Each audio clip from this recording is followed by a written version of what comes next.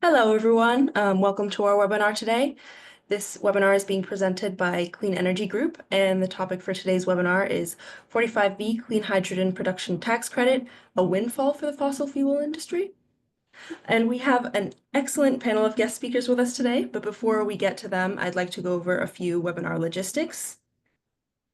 We are now using Zoom webinars. This is a new platform for us. So thank you for your patience as we get used to this platform. If you have any feedback for us, you can provide it in the post-webinar survey or via email. All attendees are in listen-only mode, so your webcam and microphone are disabled, and the chat function is also disabled. If you would like to submit questions and comments, you can do so via the Q&A panel. We encourage you to submit questions throughout the webinar, and we'll save 15 minutes at the end of the webinar for speakers to answer your questions. Automated captions are available with the CC button. And finally, this webinar is being recorded. We will email you a webinar recording within 48 hours, and it will be posted on Clean Energy Group's website at www.cleanegroup.org/webinars. And with that, I'd like to pass it over to our host for today, my colleague, Abbe Ramanan. All right, good afternoon, everyone, and thank you so much for joining our webinar on the 45V Clean Hydrogen Production Tax Credit. This webinar is being put on by Clean Energy Group. We are a national nonprofit focused on advancing a transition to affordable, reliable, and clean energy for all through technical, economic, and policy solutions. Next slide. And this webinar in particular is coming through our Hydrogen Information and Public Education Project, which is an initiative that looks to provide evidence-based, digestible materials and knowledge products for advocates as well as policymakers to understand and comprehend hydrogen proposals in their communities, including the potential benefits as well as the harms or drawbacks. Next slide. And just as a heads up for all of you, we do currently have 2 fact sheets that are available on the 45V Clean Hydrogen Production Tax Credit. So while our experts on today's webinar will be getting into a lot of the details around some of the loopholes in this tax credit, how it impacts the hubs, and kind of other implications of what the tax credit means, these fact sheets get into sort of an overview of what the tax credit is, as well as some written analysis on the same loopholes that are going to be discussed today, as well as we have a second fact sheet that looks specifically at the 45V GREET model, which is the software that's used to model emissions analysis as related to the 45V Clean Hydrogen Production Tax Credit. So if you want some more sort of concrete resources around this to help supplement what you're going to learn on today's webinar, I encourage you to go to our Hydrogen Information and Public Education webpage, or click on the link that's on this slide, and you'll be able to get access to those fact sheets. So with that, I will introduce today's speakers. So in addition to myself, I'm joined by my colleague, Ava Morgan, who is a project manager at Clean Energy Group, will be moderating today's webinar. And then we have a great host of experts for today's panel. We have Julie McNamara of Union of Concerned Scientists, as well as Anika Juhn, who is with the Institute for Energy Economics and Financial Analysis, and Sara Gersen, who is an attorney with Earthjustice. So with that, I will hand it over to Julie to kick off our trio of presenters.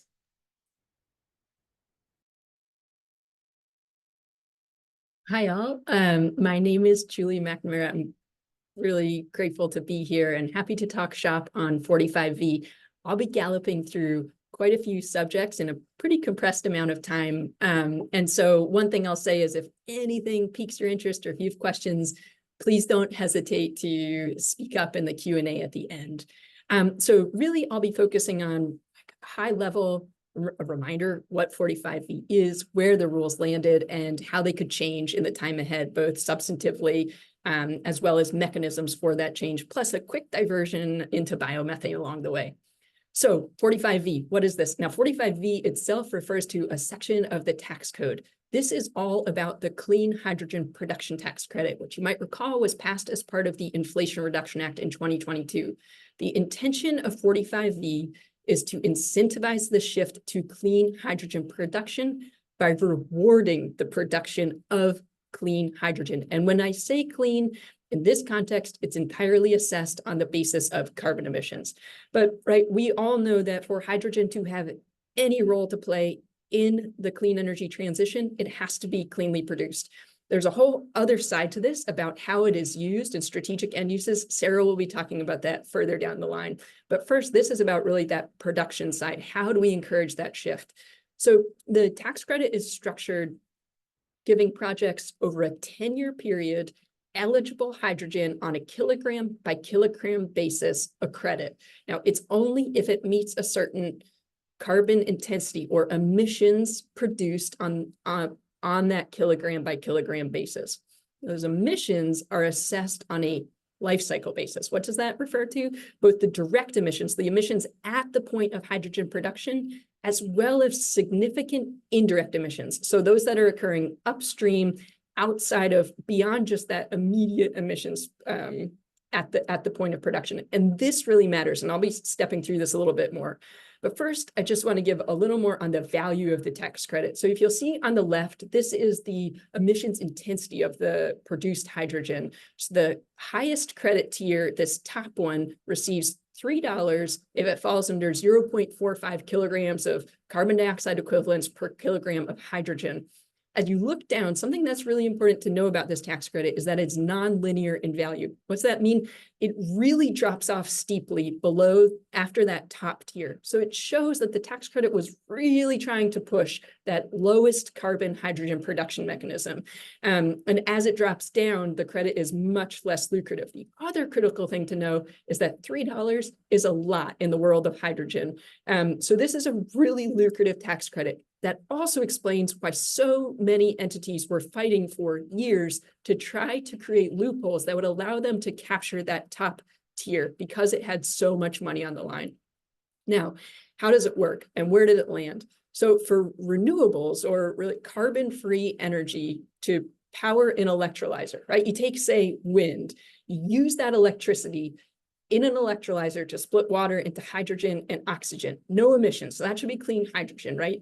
Well, not quite. There's a bit more here because if you recall, on the basis of life cycle emissions, it's not just at the point of production, right? The direct emissions here would be zero, but the indirect emissions are all these additional implications of using that renewable energy.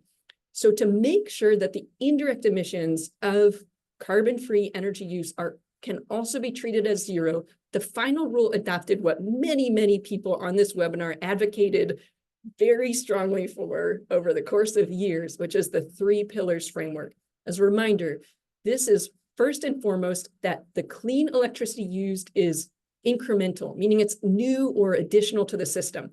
Here's why that matters. If you take existing wind or sun and you take that electricity that's currently powering electricity users on the system today, and you divert it to power an electrolyzer, what ramps up to fill the gas? It's usually gas or coal plants. That's because any renewables online today is producing at maximum output at every chance it has, right? So the only thing that can really ramp up in the short term to fill the gap is a coal or a gas plant. That actually leaves hydrogen, even though it's running with an electrolyzer, so no direct emissions. The indirect footprint could actually be double that of fossil-based hydrogen production. So this really matters. The second one is a requirement that the electricity be deliverable. What's that mean? It's that the hydrogen, the electrolyzer is consuming electricity in the same region where that procured electricity is produced. This is all about the fact that there are transmission constraints on the system. And so you need to make sure that what you're procuring isn't just in name only, that you're not inadvertently ramping up gas elsewhere because of transmission constraints. The final piece is that the electricity has to be time matched, meaning that the electrolyzer has to use electricity at the same time that it's being produced. Now, in the final rule, it took up to 2030, this is matched on an annual basis. But starting in 2030, for every project, including those that came online before 2030, it switches to hourly matching. That means that for every hour that the electrolyzer is being run, it has to have at the same hour renewable energy being produced. this really matters because when we look to the vision of clean hydrogen production, that will be something that's flexible. And so by requiring this hourly matching, you get to a place where the hydrogen production is also matching that cleaner system evolution. Now, one additional loophole that I want to mention that landed in the final rule, this is around this first piece, incrementality.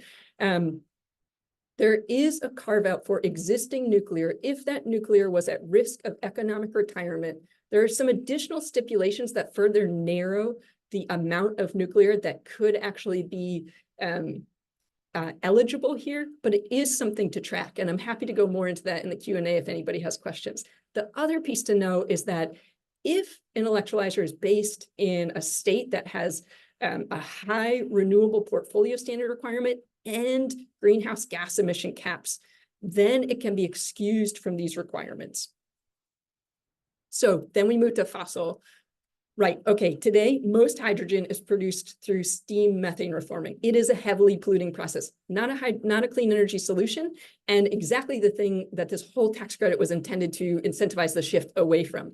But fossil fuel producers continue to push that they have a role through the use of carbon capture on these systems, right? You capture the carbon that's being produced, you put it underground. Now, Anika is going to go deeper into all the additional questions and concerns that come with this, both in reality, in terms of performance issues, as well as in accounting. But the other part I want to name is that this is based on methane, right? And there's another piece that comes with that significant indirect emissions, and that's methane leakage from the gas system.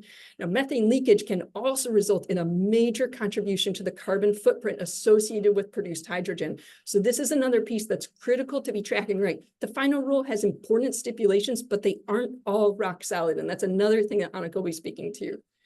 But there's one other piece I want to talk about when it comes to steam methane reforming. And here, consider the cow. So fossil-based producers are saying, okay, forget the CCS. There's another way we can produce eligible clean hydrogen, and not by adding anything to the system itself, right? The steam methane reformer has the same level of emissions productions.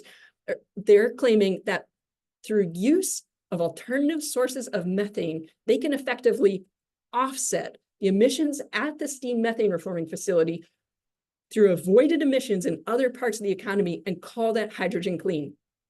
Is this clean?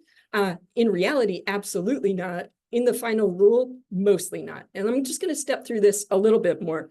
So first, sources of biomethane. I put up a cow. There's a lot here. What is biomethane or fugitive methane? This is methane that's produced through the anaerobic digestion of organic matter. So when organic matter is broken down without oxygen. So that's something that happens in, say, landfills, dairy manure lagoons, wastewater treatment facilities, other biodigesters running other agricultural products through them, methane leaked from gas systems, and then coal mine methane. So these are all different sources of methane. Why does this matter?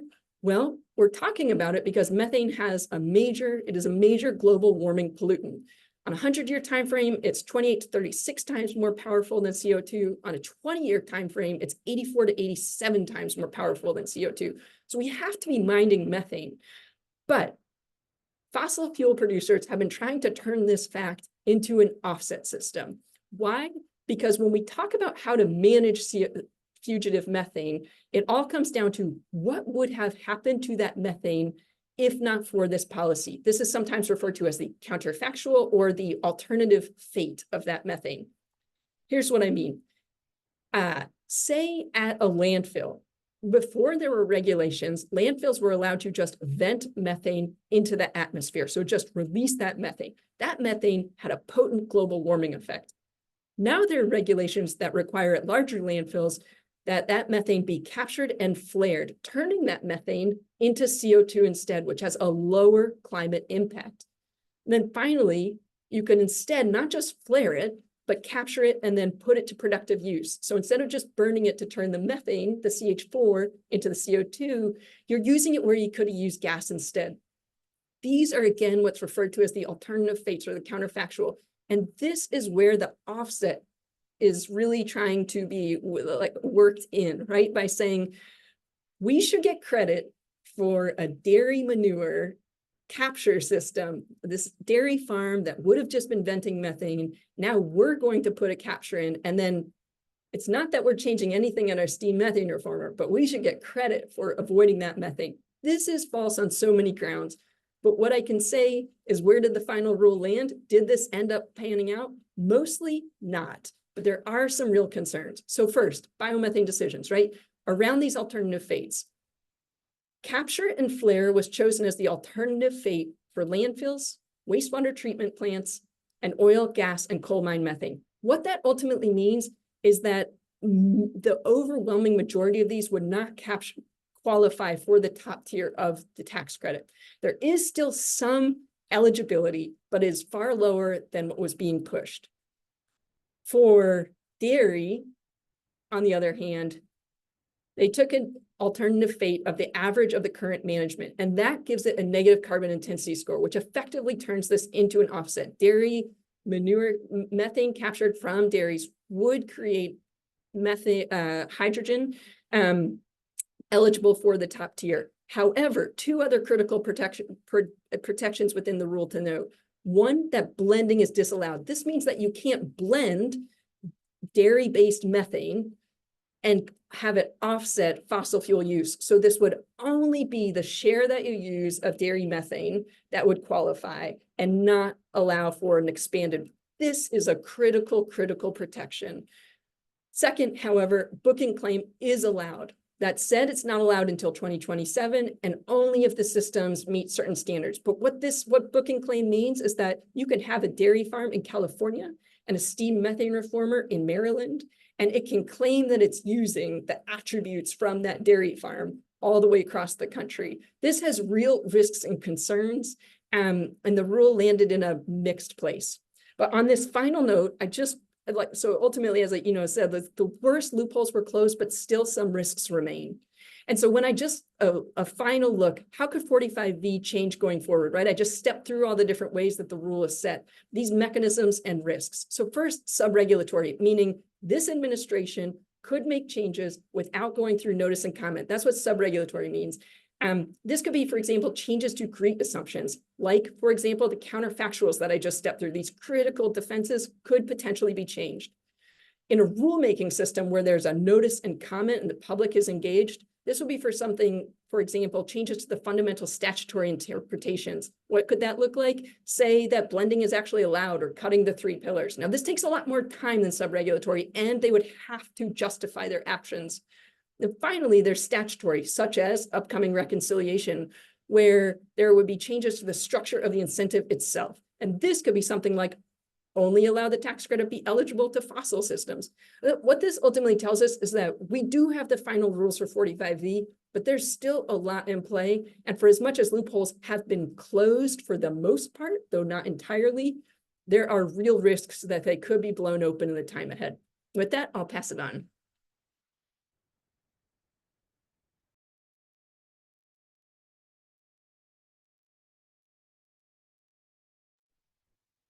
All right, thank you, Julie. I think we have Anika next.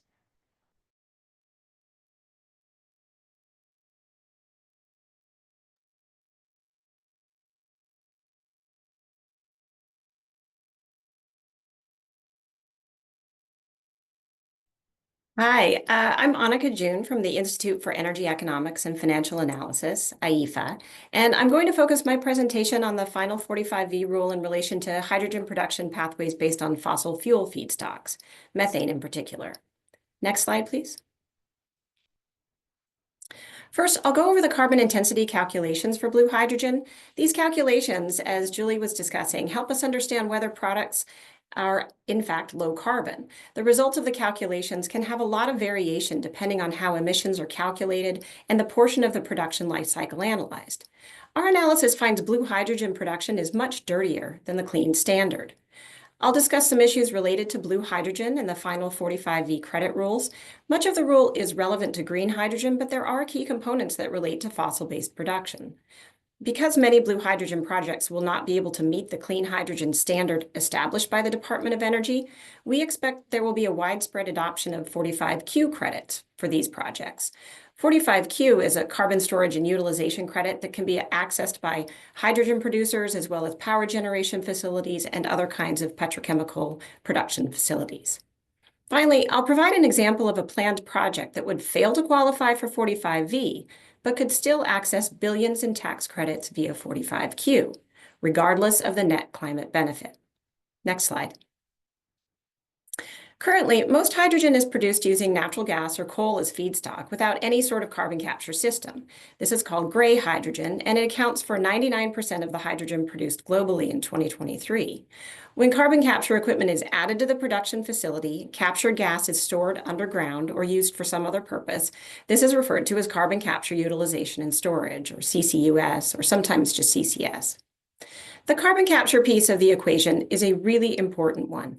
The idea driving the hydrogen economy hype is that we can capture and control emissions at a production source rather than after the fuel is used. Hydrogen is supposed to be this low-carbon multitasking fuel that can run our economy without us having to make major infrastructure or behavioral change. But if the production and use of the hydrogen generates more emissions than it avoids, it defeats the purpose entirely. Hydrogen production is an energy-intensive process that has significant associated emissions. This graphic shows the sources of emissions involved in blue hydrogen production, including emissions related to extraction and transport of fuel, electricity, and managing the captured CO2. In order to access those 45V credits, the hydrogen produced must have a carbon intensity of 4 kilograms carbon dioxide equivalent per kilogram hydrogen produced, or less. 45V uses a well-to-gate life cycle emissions envelope, as Julie was also discussing, to calculate the emissions intensity of a product from a specific facility. The idea is to add up all of those upstream emissions for the feedstock and fuel, plus emissions generated at the facility itself, to arrive at a total figure to represent how clean this hydrogen is. Calculations of carbon intensity are performed using the DOE's 45V GREET model. GREET stands for Greenhouse Gases, Regulated Emissions, and Energy Use and Technologies. The model has a number of key default background data values that have a huge influence on the total carbon intensity estimates of projects. These key parameters include very favorable assumptions around upstream methane leakage rates, average annual carbon capture rates, and the global warming potential for methane. IEFA's previous work on blue hydrogen found the model yields unrealistically low carbon intensity measures. Using more realistic key background assumptions results in carbon intensities that are 3 to 4 times higher than the clean standard. Next slide. The carbon intensity calculation includes all the associated emissions from fuel and feedstock extraction through hydrogen production.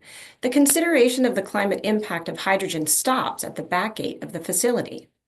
45V calculations don't include any downstream emissions related to the compression, transport, or storage of hydrogen. The biggest problem, though, is that the end use isn't taken into account when determining how clean the hydrogen is from a particular facility. And this is a really critical piece of the carbon accounting puzzle. There's a big difference in terms of emissions profile between using hydrogen on-site to produce blue ammonia that will replace gray ammonia versus transporting hydrogen via pipeline and tube trailer to distributed hydrogen vehicle refueling sites. But because 45V's job is to incentivize production, regardless of use case, it's very difficult to know whether or not there's a net emissions benefit to producing the hydrogen in the first place. Next slide. There were some changes made between the draft and final 45V rules that closed some loopholes and provided more guidance. Unfortunately, the final rule doesn't fix the main problem with 45V. It doesn't ensure that the credits issued will result in a net climate benefit, whether the hydrogen is electrolytic or from fossil feedstock. Next slide. Another key problem that persists with 45V is that it's a tax rule, not an environmental regulation. So the reporting and monitoring that's required is limited to what a taxpayer might assemble and submit to the IRS. The basic system is that a qualified verifier will review documents prepared by an operator, and those will provide the basis for the tax filing. But nobody's going out to the field to examine equipment or read meters. Next slide. The carbon management chain remains a key problem for 45V as well. The final rule ties the carbon management piece to 45Q, and this is an improvement over the draft rule, which did not address carbon management at all. However, 45Q is a problematic rule itself, and just like 45V, is a tax rule that's not set up to function like an EPA regulation. And there are a lot of issues with 45Q. Unlike 45V, we've seen some of those play out because 45Q has been around since 2008. One of the chief problems seen so far with 45Q is related to improper credit claims. A study released in 2023 by Taxpayers for Common Sense found 894 million of the 1 billion claimed in 45Q credits between 2010 and 2019 didn't meet EPA's requirements for reporting. But since the IRS and EPA can't share information directly regarding claims and compliance with GHG reporting requirements, it can make it difficult to ensure claims are valid. The IRS can only access publicly available information from EPA. Next slide. As a tax rule, the claims and details of carbon captured, used, and stored are reported by a taxpayer and are not publicly available. The final 45V rules declined to require that any of the information filed for a credit claim be made public. It will be very difficult to understand how much money is being accessed via 45V and the overall emissions profiles of the projects. There are also unclear issues around liability along the carbon management chain. Next slide. But the biggest loophole in 45V is that fossil hydrogen producers don't need it. And if they don't need to access the credits, they won't be required to meet the standard for producing clean hydrogen. Many fossil-based projects will actually fail to meet or exceed the clean standard required by 45V. And this is true even if the very favorable background assumptions in the 45V GREET model are used.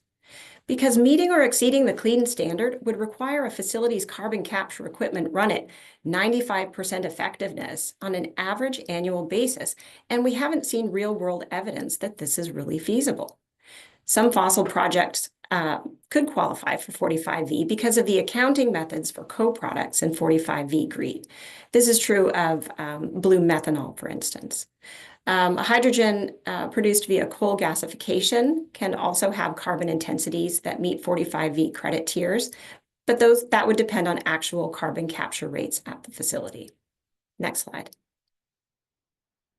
However, 45Q could be a source of more money per kilogram hydrogen produced. This example shows blue hydrogen production using a steam methane reforming process and assumes storage of the captured CO2. If the carbon capture rate is very high, 95% or higher for the year, the carbon intensity would be lower than the clean standard and could qualify for the lowest tier of 45V. But if that captured CO2 was used to acquire 45Q credits instead, the company could actually have a higher credit amount per kilogram hydrogen, as shown by the orange line. Unfortunately, as the line extends to the right, indicating lower capture rates and dirtier hydrogen, the 45Q credits would keep rolling in, and they don't stop at a 45% capture rate. They could be even lower. All of this provides fossil hydrogen producers a lot of flexibility. Carbon capture and permanent sequestration in saline aquifers is still a developing or even experimental technology. Companies could hedge their bets by accessing 45Q, since it's based on metric tons of carbon oxide stored or used for other purposes.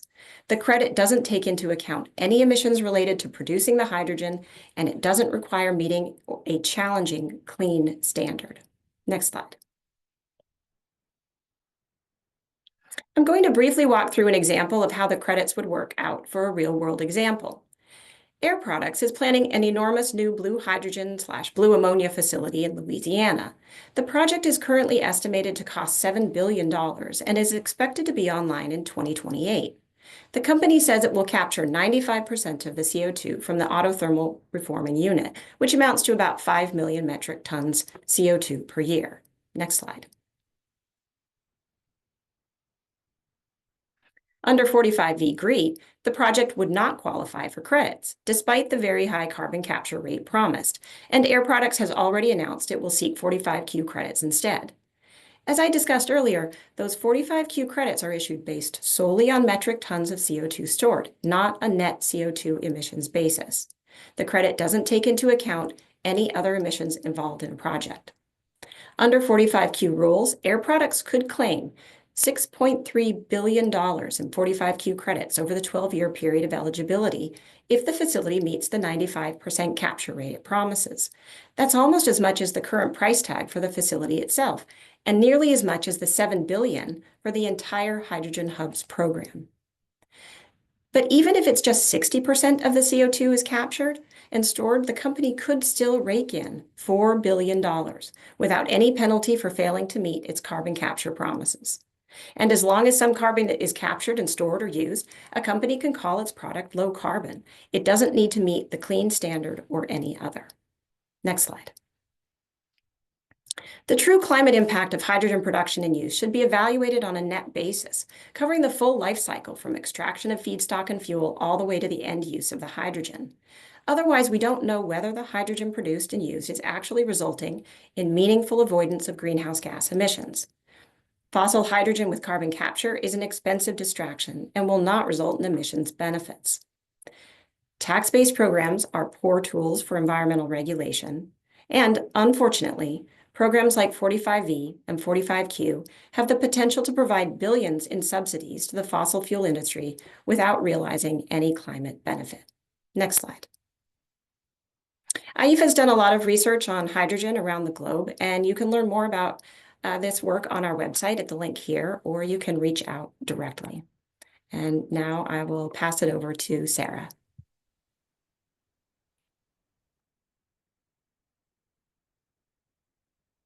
Hey everyone, I'm Sara Gersen with Earthjustice, and the Clean Energy Group invited me to join to talk about how the 45E tax credit impacts the regional clean hydrogen hubs, which is a topic that I'll start digging into, next slide, by addressing the question, what are the hydrogen hubs, to make sure everyone has basic information about this. The hydrogen hubs are 7 different regional entities that are receiving a total nationwide of $7 billion through the bipartisan infrastructure law to create self-sustaining hydrogen ecosystems, which means supporting the development of new infrastructure to produce clean hydrogen, to use that hydrogen in new sectors of the economy that are currently relying on fossil fuels, and all of the connective infrastructure like pipelines and storage tanks to connect the hydrogen from the producers to the users. There is a tremendous amount of variety amongst the hubs in terms of whether or not they're relying on renewable hydrogen or fossil hydrogen or nuclear, what have you, and the different sectors they're using it in. So rather than get into those details now, I would refer you to this Earthjustice webpage where we've tried to summarize some key information about each of the hubs. And next slide. You may also be wondering if the hubs are even still happening, given everything that is going on in the news. And for now, they are. You have to understand that the way the Biden administration structured the rollout of the hub money is to dole out funding across 4 different phases that span more than a decade. And right now, we're only in phase 1, this planning stage, where the hubs have each received about $20 million to conduct detailed plans. And so far, the Trump administration has not attempted to claw back that phase 1 money. The real question to watch is what happens when 2026 rolls around and the hubs come back to the Department of Energy trying to enter contracts for phase 2.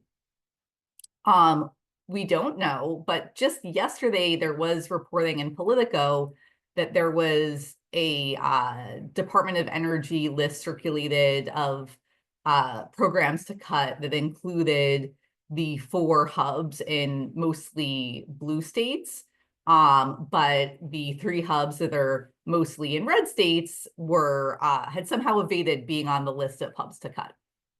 So keep your eye on that going forward. Next slide. But now to answer the question that I'm here to talk about, how does the tax credit affect the hubs? The most basic answer is that it turbocharges them by giving hydrogen producers in the hubs a tremendous amount of money, far and beyond what they could get from the $7 billion that in total was authorized for the hubs nationwide. Next slide. So like many of has mentioned, each of the hubs has its chance to access a sliver of $7 billion. Compare that to the 45V tax credit. The 45V is looking like it's going to be much, much bigger, although we don't know how much bigger because there is no cap on industry's ability to access these tax credits. And the amount that their industry is going to request is really difficult to forecast. Back when the IRA was under consideration in Congress, the Joint Committee on Taxation estimated that 45V would cost $13 billion in its first 10 years of existence, which is a period when it's still ramping up. And it's especially complicated to guess how much money we're going to throw at these tax credits because it depends on the way the tax credit is implemented. If the administration were to do something like throw out the requirement that electrolytic hydrogen producers abide by the 3 pillars that Julie discussed in order to claim that their hydrogen is zero emissions, well, in that case, the Electric Power Research Institute estimated that the tax credit could cost north of $385 billion, which is just a mind-boggling amount of money. Next slide. So the hubs were well aware of the tremendous amount of money at stake in the 45V tax credit. And they, along with their industry allies, were very active in lobbying for implementation rules for the tax credits that would support the kinds of hydrogen production they envisioned for their regions. And in certain cases, that paid off very handsomely. And so we have 2 examples highlighted on this slide. One is an exemption from the 3 pillars additionality requirement that the Biden administration carved into the rules for states that have cap and trade programs. That's going to benefit the California hub and the Pacific Northwest hub because Washington State also is going to receive this exemption. And Julie also talked about a carve out for nuclear facilities that's going to benefit the Midwest and Mid-Atlantic hubs. Next slide. And this is my final slide. And so the last point I want to make is that 45V is going to help support hydrogen production methods that may not even be receiving money directly from the hub organization itself. And so that is important context to keep in mind. If you hear a hub making claims about the kinds of hydrogen production they will or will not support. So for instance, here in California, our hub, which is called Arches, had once committed that it would not fund hydrogen produced from animal manure, which is very important to environmental justice groups in our agricultural regions because of all of the health harming pollution associated with that activity. And that's great that the hub itself may not fund producers who are using animal manure, but we're still very concerned that the 45V tax credit is going to provide a big boost to that method of hydrogen production. And those producers are going to be taking advantage of the stimulated demand for hydrogen from the hub and all of the connected infrastructure like pipelines that the hub is going to put in place to get their hydrogen to new users. So with that, thank you very much, and I'll pass it on to the Q&A session. Great, thank you, Sarah, and thank you to all of our presenters. Yeah, we'll be getting to Q&A now, and we have some questions already in the Q&A box, but I encourage folks to keep submitting questions as we start answering these. We have a good amount of time, so hopefully we can get to a lot of them, but I'll hand it over to Ava to start asking questions. Wonderful. Thank you all for the very informative presentation. We have one question about, Anika, for you, about the difference between a tax credit versus an environmental regulation for hydrogen production, sort of how that might affect information being made public or private. If you could just go over that again and reiterate.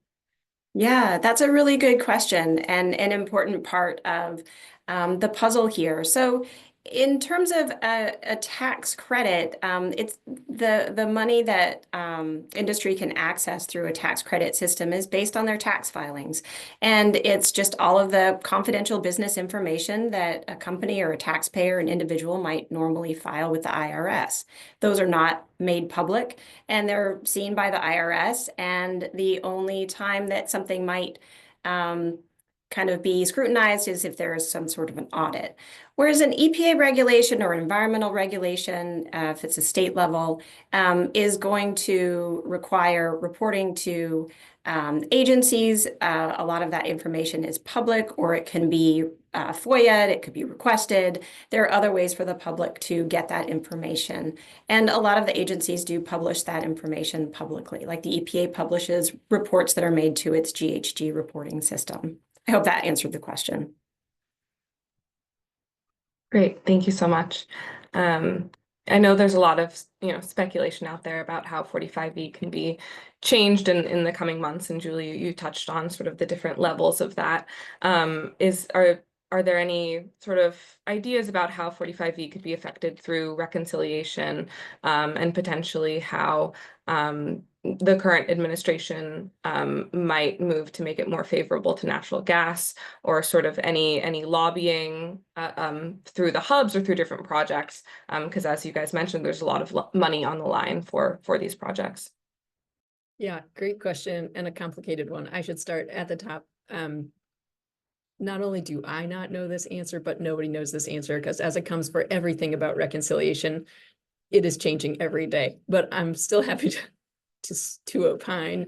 I think when it comes to where we saw this rule land, as much as there are still some loopholes there were also a lot that were closed. And there was a lot that the fossil fuel industry in particular was really looking to see that it didn't get. Now, some of those can go through those sub-regulatory mechanisms. That causes me the greatest amount of concern, because these are things that don't have ability for the public to really have any leverage, or for the administration to be able to show it, to have to show its work. Some of these will be subject to litigation, but I think we can expect some potential real changes to how the rule actually plays out based on these sub-regulatory mechanisms, like changes to GREET assumptions, or underlying reports issued through the national labs. That next one, the regulatory process, the rulemaking process, there could be some big changes that happen through that, but there are two things to know there that makes it less likely, at least in the immediate. This is a long process. If you go through a rulemaking, you have to first justify why you're bringing back the original rule, and then repropose all the changes, and you have to justify it. And including with recent Supreme Court cases that in some ways cut against the Biden administration, those also can cut against the Trump administration, right? Where you're losing deference to agencies when it comes to statutory interpretation or on issues of ambiguity. Now, I think we may still see that, but I think those changes could also be potentially advanced in changes to the law itself. And that's where reconciliation is one possible mechanism. Of course, this could happen in any type of package. Whether or not this comes to pass, I think, for many, what we have seen repeatedly from the hydrogen industry since the final rules were announced was that they want to get off the sidelines and go. And so opening up the rule for potential changes in the statute itself is concerning. And I think we have seen a lot of industry say, let's keep it as it is. Now, we saw a letter recently submitted by over 100 industry members that said, we support this hydrogen tax credit. We want to keep it. But we should not be so naive as to think that that's the end of the lobbying, because at the very end, it said, work with us to figure out how to make this work. And that points to potential changes that could come. Now, like to the final question of, could they cut it so that it's just fossil fuels? Yes. Will they? I don't think we really know. And I also don't think that's the main lobbying push. I do think there are a lot of people trying to push for the green hydrogen side too. But you can still see ways that this ends up biasing fossil fuels more. So it does loop back to that very first piece. We don't know what will come to pass. We do know that there are those who are left out of the top tier that want to find their way back in and are likely knocking on every possible door. Great. Yeah, thank you for that answer. I'm sort of staying in the speculative realm for just a little bit longer. Sara, I know you mentioned that, we heard that for funding for 4 of the hubs could get cut in, the spreadsheet that was seen through DOE. I'm curious how that might also affect lobbying efforts. If, funding for certain projects is cut, how would that affect sort of the relationship between those projects and 45V? That is a good question. I think that I don't know, like it feels like the industry is so awash in lobbying money that they're just lobbying for all of the asks all of the time. We want the hubs, we want the 45V tax credit maximized, we want 45Q, we just want all the things. So I don't know if it's ever a zero-sum game from their perspective. But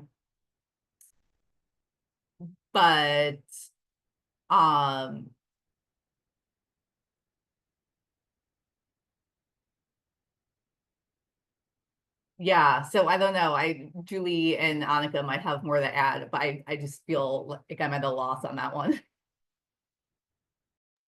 And it is all speculation at this point.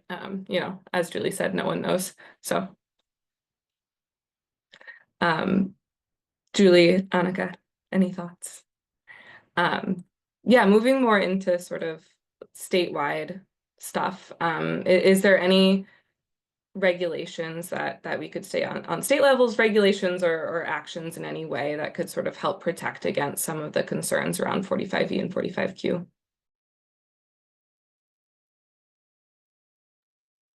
Anika, do you want to take that? Otherwise, Well, I'll just add that a lot of the state and local regulations around pollution and around concerns about local impacts of some of these proposed facilities are really a bulwark against some of the problems that we're talking about here. But because these are federal credits and funded at a different level, I think it's difficult to challenge those systems directly, but certainly local efforts to keep highly polluting or problematic facilities from being developed. It's really important work that's still happening on the ground. and something I would add, I think that's all true. States also have the ability, right? This is basically the floor. And since there's so much money on the table, it does drive a lot of decisions. But states, especially those who are trying to be clean energy leaders, have the potential to constrain what actually happens in their state. For example, as Anika was pointing out, right, the 45V does not get at how the hydrogen is used, but it's very possible to imagine in a state that the policies that are incentivizing use of hydrogen are narrower than what's just eligible for 45V. It could say, for example, only renewables-based electrolytic hydrogen. So even though you could get money, if it can't actually, if that hydrogen is not being purchased, and we see consistently that offtake agreements are one of the biggest hurdles facing hydrogen producers today, right? If nobody wants the hydrogen, that hydrogen still won't get built. And so if states want to be trying to narrow this even outside the bounds of 45V, then what they can really take a look at the end use side. And I'll just chime in here and say that, you know, a big part of where state regulations can be really impactful, as Anika mentioned, is looking at things like environmental impacts, looking at water use. A big part of what we do at CEG is try to make policymakers aware of all those concerns, because part of the issue with hydrogen is a lot of people just aren't familiar with it and aren't aware of sort of the potential harms that can come from widespread hydrogen use in production. So making sure folks are aware of those issues, and, you know, making sure to kind of evaluate proposals from that lens is really important to just ensure we're not seeing sort of widespread harm that is just allowed to kind of go unchecked. And yeah, getting into a little bit of the end use discussion that Julie, you mentioned, and Anika, your case study. What is sort of the interplay between hydrogen and ammonia production incentives? Someone was wondering, and curious about the projects, the blue and green ammonia projects that are currently proposed, and whether or not they rely on 45V or 45Q. Well, I can speak about that a little bit. From a lot of the blue ammonia projects that we've looked at, it looks like they will probably be more likely to access 45Q rather than 45V. That it will be really difficult for a lot of those projects to meet the 45V clean standard. Again, it really depends on that carbon capture equipment functioning optimally all the time, which is just unlikely. It's not simple equipment. It's really complicated infrastructure, and it needs downtime. It may be offline. There may be other periods of maintenance. It's not going to be able to work at maximum efficiency all the time. So we think that the blue hydrogen, blue ammonia projects, a lot of them are actually, going to be going for that 45Q. And I don't know, Julie, if you wanted to add anything. I think it is exactly that. All else equal, a producer would rather get 45V than 45Q. But if, especially with that blending loophole closed, which could have allowed for a much easier access to 45V, I think exactly as you say, it's likelier to see this trajectory.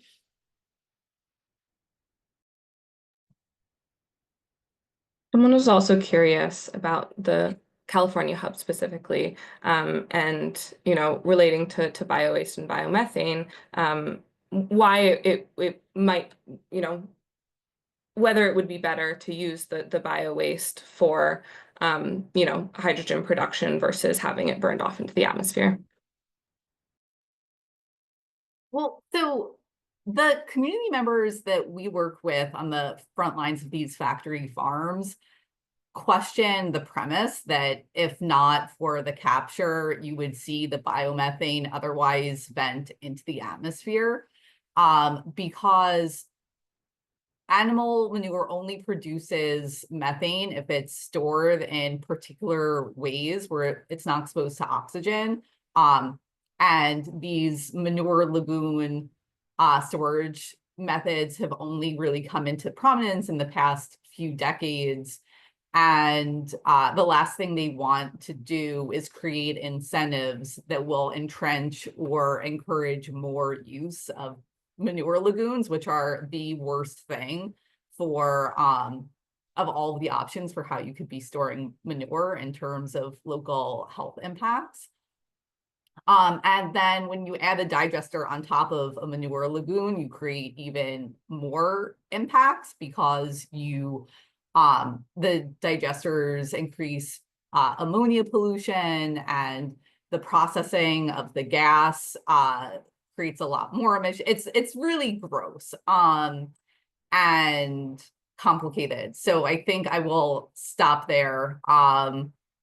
And I don't know, for more information, there's a really great report from Friends of the Earth that came out recently about why this is a false climate solution. So I just refer you to that for a million more very disgusting details. Yeah, and Julie, I also know you sort of work in this realm, and I'm also curious about, you mentioned some of the loopholes being closed, but I know with the low carbon fuel standard in California, we've seen how the effects of counterfactuals related to biomethane have had an impact. And I'm wondering if you can speak more on that and sort of, if the loopholes might be reopened, what effect that would have on 45V and sort of biomethane use within production. Yeah, I appreciate that. So as serious, right, like all else equal, if the methane has been produced, we should absolutely be putting it to productive use, not venting it, right, to the extent that methane is already being produced. But as Sara said, that itself is such a problematic assumption. And making sure that we don't design policies that drive perpetuation of that, as opposed to incentivize the avoidance of that methane to begin with. Moreover, if that methane is still going to be produced, it should be directly challenged, not setting up a hydrogen industry premised on clean hydrogen solely because of changes in a totally different economic sector, right? A different sector of the economy. You should be tackling that directly. Otherwise, you incentivize this build out of methane-based hydrogen production, and then those offset credits go away, and all you have left is a hydrogen production facility that's still running on methane. There's no real change at the facility itself. So it fails to drive the types of change we really want to see in the sector. Now, again, that is not saying that we shouldn't be tackling that methane. We should be, for so many different reasons, but we have to make sure we're not inadvertently propping it up and increasing it as opposed to directly tackling it. Now, the closing of the loopholes that happened in this final rule really knocked out what could have been a massive giveaway to the fossil fuel industry. So we should not consider this a final end to the story, right? Because while 45Q exists, it's basically a backup plan. And I did see a question here, can you take 45V and 45Q? You can only take one or the other. You cannot take both. And so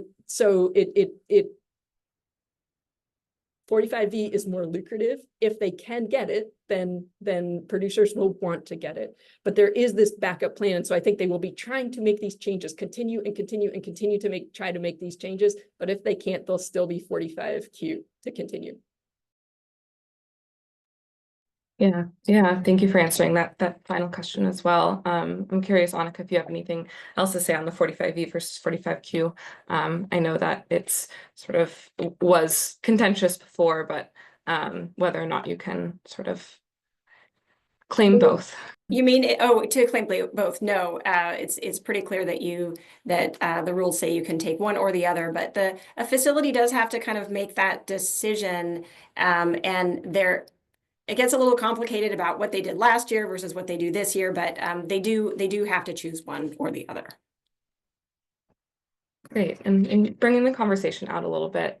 So one of the audience member asked that, if the country does become more electrified, if we, decarbonize the grid, build electrification for heating and transportation, then what would hydrogen be good for? And sort of thinking about the demand and whether or not hubs and different projects that would want 45V would be built. And I think also something that we like to talk about within the Hydrogen Information and Public Education Project is sort of the global warming potential of hydrogen, and sort of adding that to the conversation around whether or not hydrogen is really effective in sort of the demand side. We see a lot of conversation about how it can be used for all these different wide ranges of end use, and I think you guys touched on it a little bit, but how sort of narrow the end use is for hydrogen, considering all of the different things that we've talked about. Well, I can just start the conversation and say that a lot of the planned production, particularly of ammonia, And methanol is not actually planned for domestic use. It's actually looking at export markets, it's looking at international markets. So when we're talking about uses and hubs and kind of moving hydrogen around within kind of a hub situation for domestic use, it's one thing. But a lot of the really big projects are looking at international markets that have a different kind of demand. They have different interests. There's a lot of interest in Asia, for instance, in using ammonia as a co-firing fuel in power plants to reduce local emissions from coal-fired power plants. So, so when we're talking about uses and demand, and if there's electrification, what are we going to do with all this hydrogen?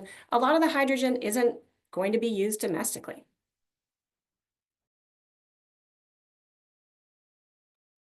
We do ultimately see this, and you all have done a great job of keeping focus on this. Almost always there is a more efficient, cleaner, more effective solution than hydrogen, especially when it comes to taking renewable energy, turning into hydrogen, and then burning it again for electricity, or blending into the gas system when it could have been directly electrified instead. Always, always, always, that is many times more effective. And so I think this is a great question. Always that you should interrogate the proposed hydrogen use to see, is this the most efficient solution? And so often it won't be. There are parts of the economy that at present we don't have ready electrification solutions for. Those are niche, and those are the ones we should be targeting, right, for hydrogen use. The intention is to really be selective and strategic and try to think about those industries that aren't currently moving forward because they don't otherwise see alternatives, and work there, right? Target so that for all the energy we might be putting into hydrogen, that it is strategically directed. That said, I think for many of those ones where hydrogen is still being talked about today, we continue to see every year new innovations that could take, again, hydrogen off the table. So we should keep our options open, but we should not be foolish and divert clean energy progress today into hydrogen now, when we know we have better alternatives.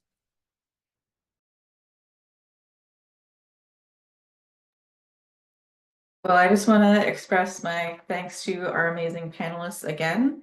It looks like we're at the top of the hour, so I think we'll kind of call it on any questions. But as we mentioned at the top of this, we will be sending around the webinar recording. So if folks have any additional questions, feel free to send them our way, and we'll make sure it gets to whoever can answer them the best. And want to just thank you all again for joining us. And if you're interested in attending any future Clean Energy Group webinars, this is a list of some of our upcoming ones in the next month that should be a great time. And please keep updated with our website and newsletters if you're interested in hearing more on either any clean energy topics, including hydrogen. So thank you all, and have a good afternoon.